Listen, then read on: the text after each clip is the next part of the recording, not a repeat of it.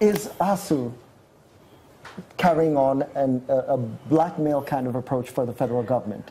And there is a strong argument here, because when you look at strikes over the years, and ASU has had a total of about 15 strikes since the first one. The first one was in 1988. And almost every year there's been another strike. But when you look at the difference, and my father was a professor, at the time during the early 90s, the strikes, the professor's salary was about $13,000, and we've gone from there to about between $500,000–600,000.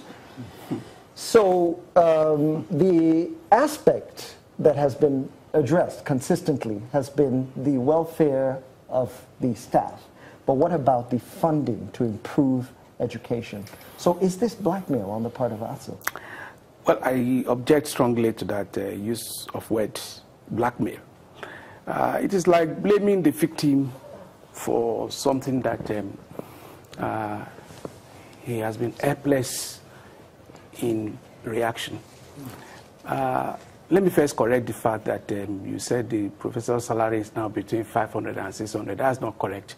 I'm on the highest level of that professorship, and my salary is now up to 500. And that the same thing applies to all professors. But let me say this. So roughly, where will you put that? Your earnings? I said it's below 500. Below 500. Yes. So 400? Below 500, between 400 and 450. Okay, because when you remove taxes and other things, you come down to take home would be roughly about 400. 400, That's fair 450. Okay. Okay, but that is not the issue really. The issue is that this issue of the point about blackmail, we have to clarify it. It is that there are some wrong assumptions here. The assumption about how that 1.3 trillion naira was arrived at. It was said here that we did some scientific global approach to it. That was what happened in 2012. Between 2009 and 2012, government kept disputing our submissions about the level of rot and decay. We are talking about research. They are interconnected. Without facility for research, you cannot have cutting-edge research output. Without research output, a lecturer will feel unfulfilled. But Professor, can you honestly say that when you look at what the lecturers have benefited from strikes over the years, has funding for university benefited to the same percentage? We are saying the same thing. You see, we are talking about what lecturers are benefiting, but you are not addressing the issue that informed even this revision about lecturers' pay. He was here before he moved to England. Was he willing to teach in Nigeria? There was a time we were talking of exodus of lecturers, which we called brain drain. In 1992, it became expedient to address the issue of conditions of service. And that was where we started from. But as we were addressing that, we also needed to address the working environment, to have the enabling environment. If, like a medical doctor, no doctor will be happy working in a clinic that is empty. You need facilities for your procedures and so on. So if we don't have such facilities, we can't be happy. And even as we speak now, we're not just talking about remuneration for lecturers. We are talking of revitalization. And this issue of 1.3 trillion, it was worked out scientifically. All public universities were visited in 2012. It took a period of 6 months or more. And the report was presented to the Federal Executive Council. It was also presented at the National Economic Council. So it was a national project. But it took another protest and strike to get government to implement the recommendations of its own panel. So we had that panel you are talking about. All right. We were conscious of let me come to Dr. Ezekwesili. Maybe before you ask your question, maybe I should try to get a link between the two of them. And that is to say to the president of ASU that, you know, the amount could be more than 1.3. Consider the kind of fluidities that we've had in terms of the economic indicators and the variabilities in exchange rate and inflation and all of it. So it could be much more than that. But don't hold on to that kind of an amount, because that then does not enable you solve this problem in the structural way that you should try to solve it. So how do we solve the problem? I maintain that there are critical issues on which we need to agree.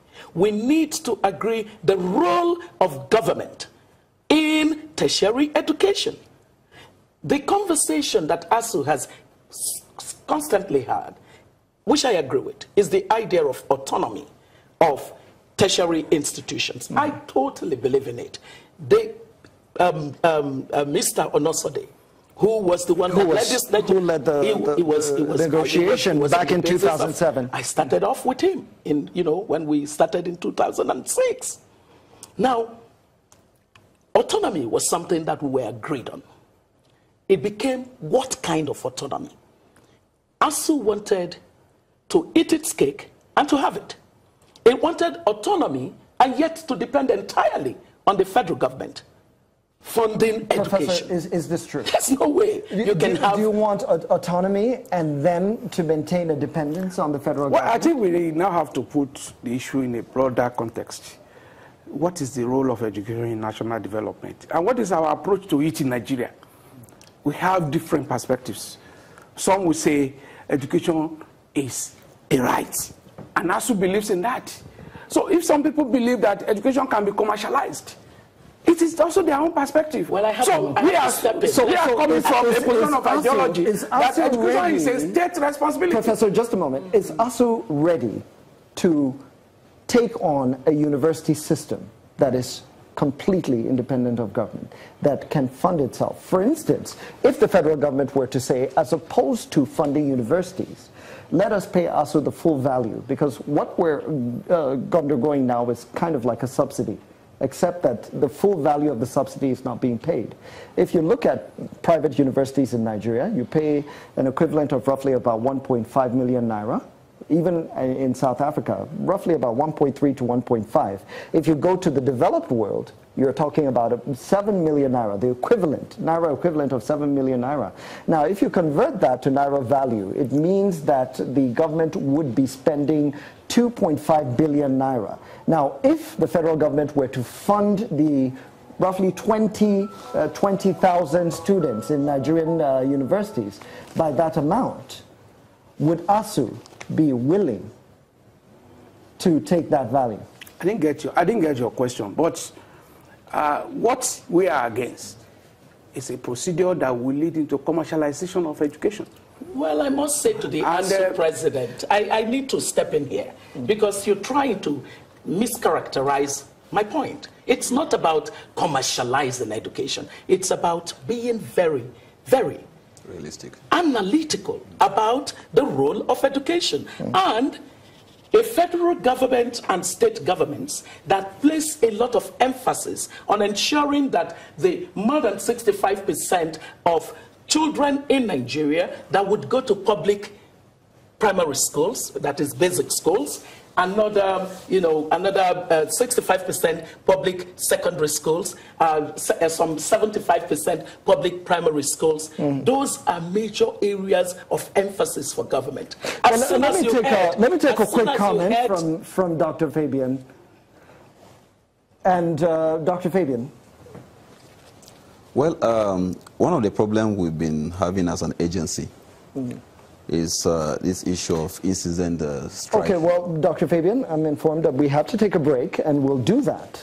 But when we come back, and I keep doing that to you, when we come back, we'll open up this conversation to our studio audience, and we'll get contributions there, particularly from those who have been affected more than anyone else by the ASU strikes. So don't go away. We'll be right back.